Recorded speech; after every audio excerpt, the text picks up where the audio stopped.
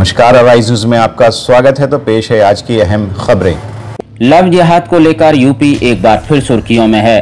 ताजा मामला सामने आया है कानपुर में, जहां मुस्कान नाम की एक लड़की को नफीस नाम का एक लड़का बहला फुसलाकर अपने साथ ले गया और कई हफ्तों तक उसका शारीरिक शोषण करता रहा।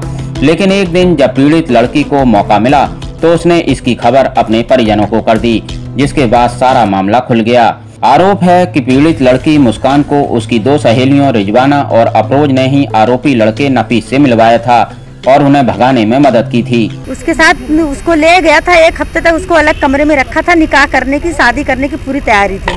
तब तक बेटी ने हमें कॉल कर दिया। हमने कहा बेटा हम तुम्हारी उसके संग शादी कर देंगे, लेकिन तुम हमसे मिलो तो एक बार। तो उसने आज हमको मिलने को रामा देवी चौराहा बुलाया। हम लोग गए और बेटी बरामद करके यहाँ पर सीधे ले आए। क्या उसने बताया आपको, क्या क्या करते थे वो लोग? उसने झाड़ फूक क्या? हाँ, झाड़ फूक किया है। उसके दिमाग में कुछ वशीकरण कराया गया है कि जो वो लोग बोले वही पैसा ले, ये ले, वो लो, मतलब यही सब उससे कराया जा रहा था कि मतलब उसको दिखाया जाता है कि हम लोग तुम्हें कितना चाहते हैं, तुम्हारे संग रहोगी, ये वो।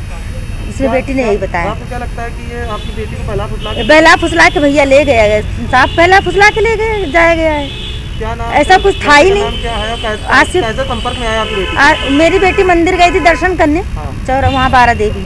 तो वहाँ चौराहे पे कुछ खा रही होगी बैठे, तो वहीं से उसको ले गया। कह रहा कि वहीं पे उसका संपर्क हुआ, वहीं से संपर्क हुआ और वहीं से वो उसको लेके वो चला गया। लोडर चलाता है, गाड़ी में बैठा के। अभी नहीं कराया है, लेकिन निकाह हुआ है। कह रही थी निकाह। हाँ, मस्जिद में ले गए थे? मस्जिद में नहीं, घर ही में, अपने घर पे। लड़की के पास कुछ ताबीज़ वगैरह बरामद? दो सहेलियां हैं। हाँ, सहेलियां हैं। दो सहेलियां हैं। उन्हीं के माध्यम से हमें ऐसा ही लग रहा है कि उन्हीं के माध्यम से गई है। आज आप पिछले कई दिनों से देख रहे होंगे जिस प्रकार का वातावरण चल रहा है। लव जिहाद नाम का विषय कानपुर महानगर के विभिन्न समाचार पत्रों के माध्यम से, आपके भी माध्यम से, और कई लड़कियों के साथ ये घटनाएं चल रही हैं। उसी घटनाक्रम में आज हम लोग एसपी साउथ ऑफिस के पास, एसपी साहब के पास आए थे। एक लड़की जिसका नाम मुस्कान है, उसको पेश करने के लिए, उनके सामने प्रस्तुत करने के लिए। पिछले 7 दिनों से वो अपने घर से लापता थी और उनके माता पिता बता रहे हैं वो अभी नाबालिग है। और उसको हम लोगों ने रामा देवी चौराहे से एक स्ट्रीट हाउस में बैठी हुई वहाँ से लेकर आए हैं और उनके सामने हमने प्रस्तुत किया है एसपी साहब के सामने।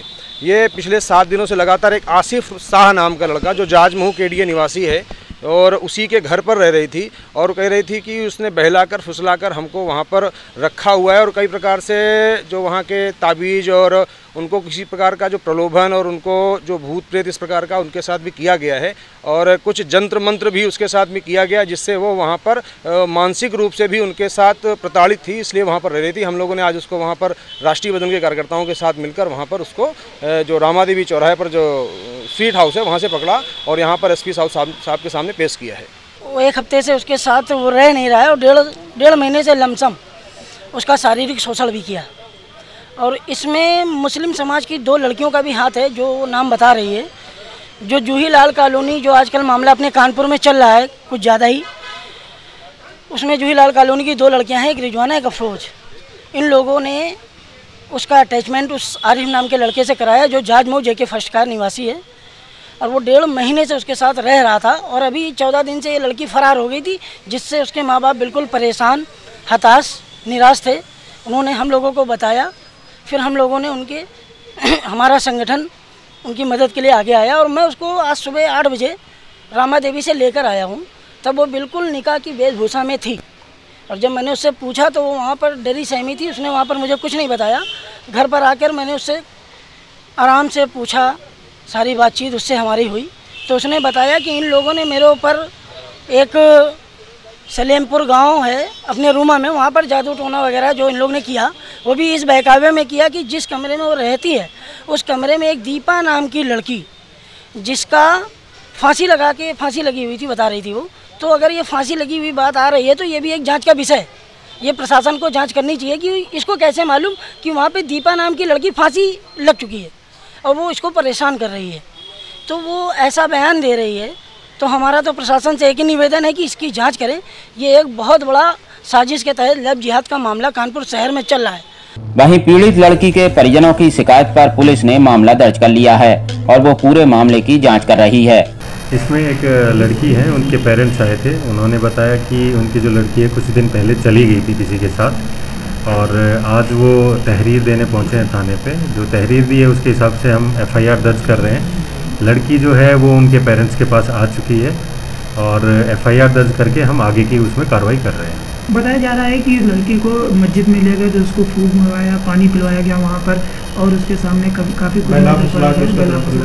ये अभी उनके पेरेंट्स के द्वारा यही जो है वो तहरीर में भी दिया जा रहा है। इसमें हम FIR दर्ज कर रहे हैं और बाकी आगे की इन्वेस्टिगेशन करेंगे। फिलहाल पीड़ित लड़की के परिजन अपनी बेटी को पाकर राहत की सांस ले रहे हैं। उन्हें उम्मीद है कि जल्द ही उन्हें न्याय मिलेगा और आरोपी सलाखों के पीछे होंगे।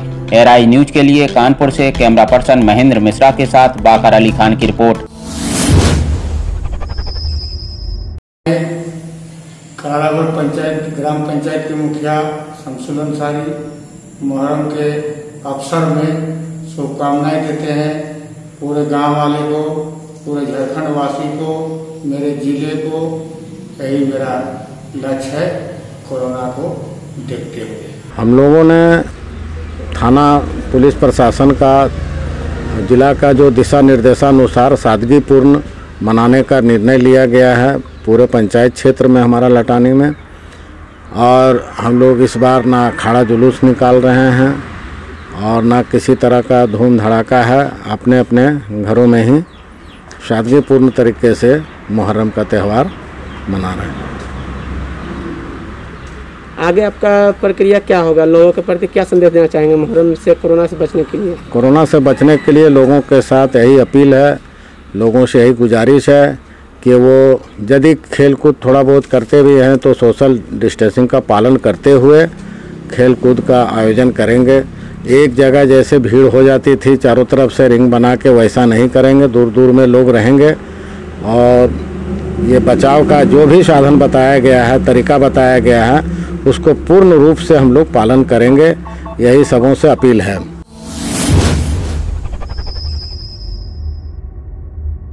उधर झारखंड के विभिन्न हिस्सों में कर्मा पर्व मनाया जा रहा है। धनबाद के गोविंदपुर से हमारे करस्पॉन्डेंट तपन मंडल ने आदिवासियों के इस पर्व की कुछ झलकियां भेजी हैं। कर्मा पर्व भाई बहन के अटूट प्रेम को दर्शाने का पर्व है। इस दौरान करम पौधे की डाल लगाकर उसकी पूजा अर्चना की जाती है। आदिवासी वाला पर्व कना, अभी नपाय वाला पर्व कना और ये बेटी को दादा को निया सना मिला करते कि नवा पर्व को मनाओ ना। नवा पर्व दो खासकर कुड़ी को लगे को बनाओ का माने बेटी को लगेगे माने कि नवा दा जमाई धरी बेटी को जमाई को रहो नवा पर्व तो हमेशा लगी तहन गया। हालांकि कोरोना महामारी के चलते इस बार ये पर्व साधारण रूप में ही मनाया गया, लेकिन इस दौरान लोगों के उत्साह में कोई कमी नहीं देखी गई।